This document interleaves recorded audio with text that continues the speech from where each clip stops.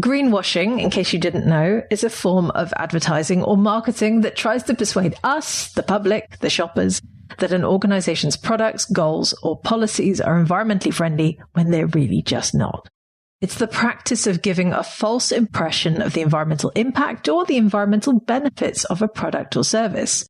So an example would be a beauty brand claiming to formulate eco-friendly skincare products while using ingredients that are under ecological pressure, or using non-recyclable packaging, or not calculating or thinking about their climate footprint, while still making all those eco-friendly claims. Now, I'm sure you'll be able to think of some examples you've seen too. I certainly can. In a previous career, and I can't believe I'm about to say these words honestly, but I worked in the oil and gas industry as an environmental scientist. And I remember totally losing my cool one day when my manager came in to announce that the head office was proud to release the company's sustainability strategy. At which point I started raging that an oil company could never ever be sustainable, and how dare they even use that very word to describe their operations. And as you could probably tell, I chose not to stay there all that much longer. Anyway, greenwashing is everywhere, and you can find examples of it in every single industry. But now imagine a world where greenwashing doesn't exist. Or let's go one step further. Imagine a world where greenwashing doesn't exist in the cosmetics industry. And this could potentially be the future, as legislation is emerging all over the world to make companies and organizations liable for greenwashing. So in today's podcast, I want to take a look at the regulatory changes that are happening in the EU and how this could affect the world and the beauty industry.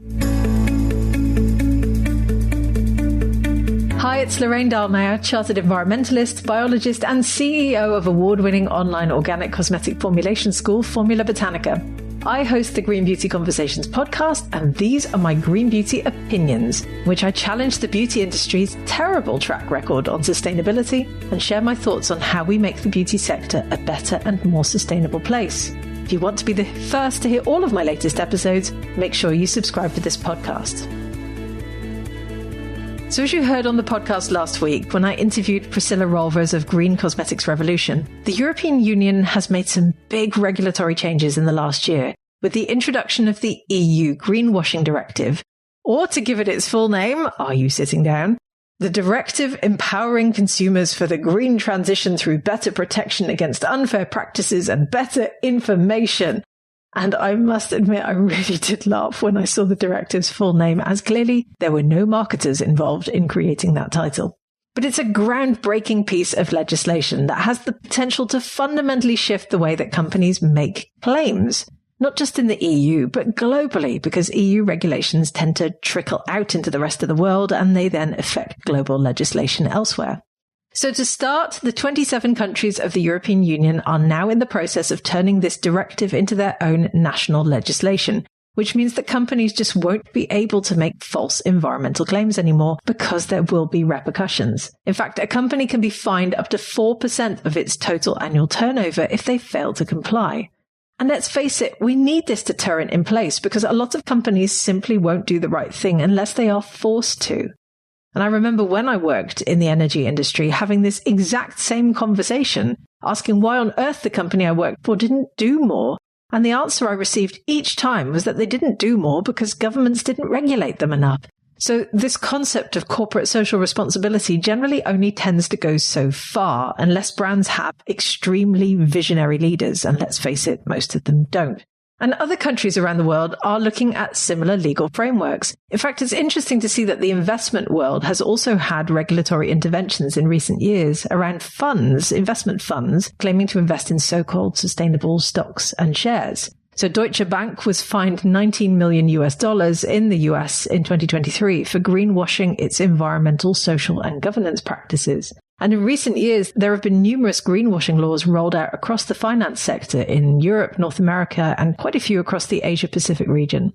So I don't think it will be long until we start to see more regulatory frameworks rolled out across further consumer sectors, which would then catch the beauty industry too. Now, in the meantime, as I already discussed in my recent podcast episodes, so 219 and episode 220, when I interviewed Maggie Spicer, and then I took a look at the class action lawsuit currently in progress against toothpaste company Tom's of Maine, we can't solely rely on consumer class action lawsuits to drive companies to do the right thing. And personally, I really don't feel that that's the best mechanism for holding companies to account either. So I think these new regulations, this new directive is a good thing. And I also find it fascinating that micro companies are exempt under the EU Greenwashing directive. So for the avoidance of doubt, I had to look this up. A micro enterprise is defined as a company with fewer than 10 employees and an annual turnover or balance sheet below 2 million euros. So this exemption gives indie beauty brands with ambitious ideas around sustainable beauty the opportunity to explore those ambitious, innovative products and services without the fear of being fined for getting it wrong. But the big brands themselves, they are not exempt. And you know what? In fact, the bigger they are, the harder they will likely fall. As I already discussed in episode 204 recently, when we took a look at an analysis of the 10 biggest cosmetics companies in the world and how their sustainability claims are falling short, those brands may fall pretty hard. And in the coming years, I suspect that we'll see the beauty industry tread a lot more cautiously around its sustainability claims, which of course have really mushroomed out of nowhere in the last 5 years. So let's face it, the industry really doesn't have a choice. They're going to have to fall in line. So my challenge to you for this week is to start looking forward to a world where greenwashing doesn't exist anymore and where we as consumers won't be the ones who have to police brands to get it right. Now, I know I'm a complete utopian idealist here by saying all of these words, but honestly, we can't be that far away from that world. And we will get to the stage where regulations are enforced and where companies are viewed as pariahs for making deliberately misleading green claims. It's going to be fascinating watching the beauty industry try to adapt. And I, for one, will have a front row seat for sure. Will you join me? Thank you for listening to my Green Beauty Opinions. Remember to visit the Formula Botanica website at formulabotanica.com to try our free online formulation course. And if you haven't subscribed yet to the Green Beauty Conversations podcast, please make sure you do so now in your favorite podcast app. Leave me a 5-star review if you enjoy the conversations I host, and I'll be back soon with my next episode.